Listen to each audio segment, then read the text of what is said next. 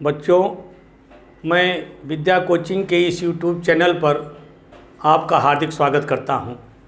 बच्चों, आज मैं कक्षा 9 विज्ञान का पहला चैप्टर है हमारे आसपास के पदार्थ। जैसा कि पाठ का शीर्षक ही है हमारे आसपास के पदार्थ। बच्चों, हमारे का अर्थ तो आप जानते हैं कि अपना, आसपास का भी अर्थ आप जानते हैं कि हमारे चारों ओर, हमारे जो नज़दीक हैं।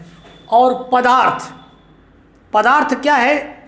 मैं एक सवाल करना चाहता हूं आपसे कि पदार्थ क्या है? पदार्थ किसे कहते हैं? क्या आप जानते हैं? हाँ, जानते तो हैं, लेकिन पदार्थ आप आँख खोलिए और जो भी चीज़ आपके सामने दिख जाए वो सब पदार्थ है।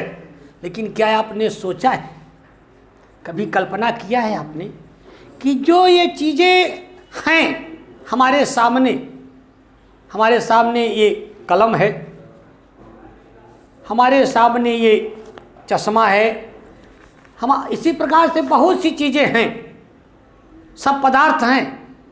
लेकिन इन सब का निर्माण कैसे होता है, पदार्थ कैसे बनता है, हम आपको इसके बारे में बताने जा रहे हैं।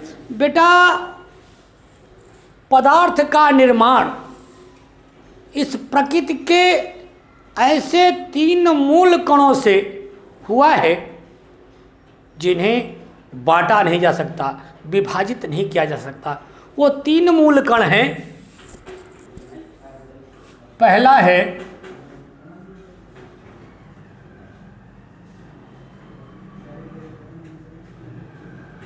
इलेक्ट्रॉन,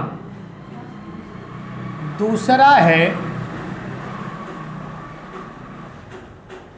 प्रोटॉन और तीसरा है न्यूट्रॉन। ये 3 मूल कण हैं। बच्चों, इलेक्ट्रॉन क्या है, प्रोटॉन क्या है, न्यूट्रॉन क्या है? नाम हो सकता है आप इसका सुने हो, लेकिन हम आपको बता रहे हैं इलेक्ट्रॉन क्या है। बेटा, ये देखिए, ये कलम है, ये जिस रूप में है इसी रूप में रहेगी यदि इसके साथ हम बल लगा करके कोई परिवर्तन न करें। यदि परिवर्तन नहीं करेंगे तो ये इसी रूप में रहेगी। इसका कारण क्या है? इसका कारण ये है कि इलेक्ट्रॉन जो है किसी भी पदार्थ में जो पाया जाता है वह विभिन्न कक्षाओं में, उसका एक नियम है, आगे आपको बताएंगे, विभिन्न कक्षाओं में एक नियमित गति करता है। उस गति के कारण इलेक्ट्रॉन पूरे उस पदार्थ को बांधे रखता है। अगर वह इलेक्ट्रॉन की संख्या में कमी या वृद्धि हुई तो वह पदार्थ अपना रूप बदल देता है। जैसे आप देखिए, चीनी है, चीनी को आप पानी में घोलते हैं तो घुल करके चीनी विलीन हो जाती है। क्यों हो जाती है? क्योंकि हम चीनी के साथ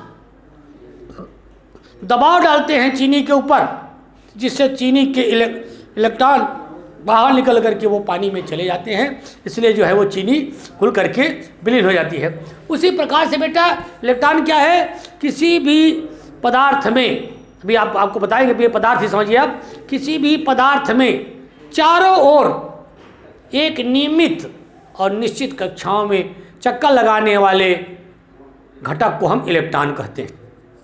और प्रोटॉन क्या है?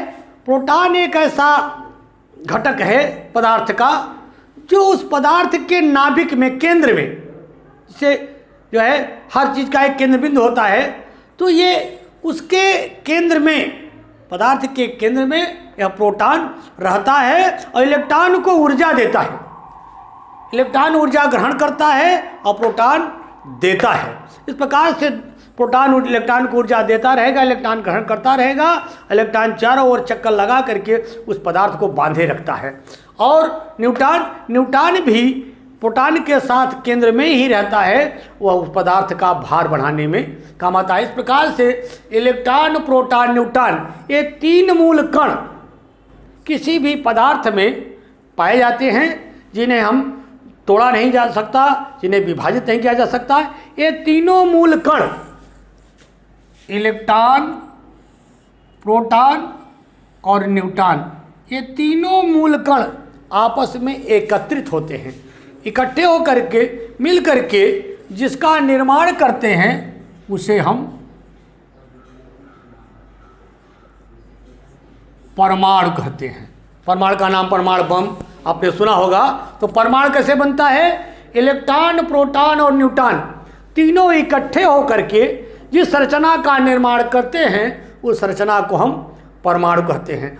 परमाणु किसी पदार्थ का अंतिम विभाज्य कण है।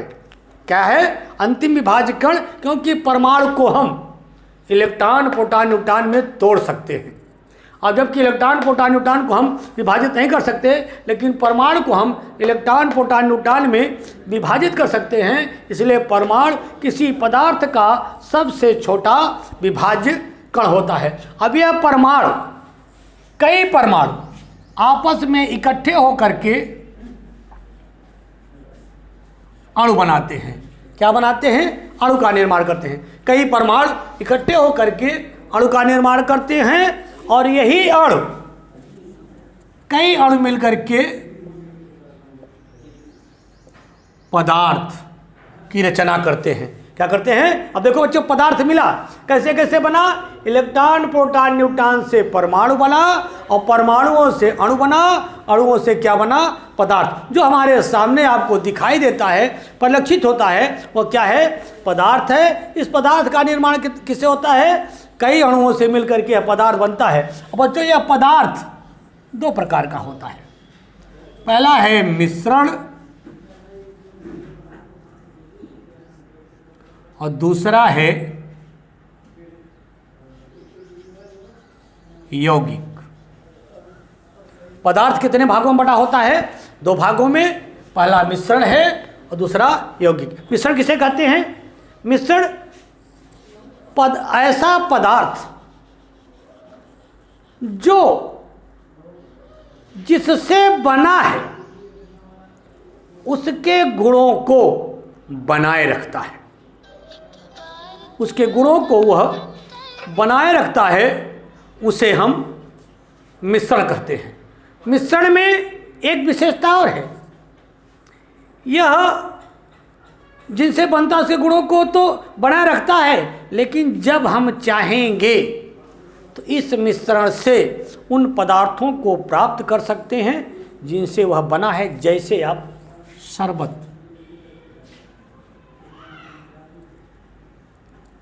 शरबत अगर हम आपसे कह दें, आपके घर में मैं गया और प्रेमवश आपने कहा गुरुजी आए हैं हमारे, हम इनको शरबत पिलाते हैं, आपने चीनी और पानी घोल करके शरबत बना लिया, हमारे सामने ले आए।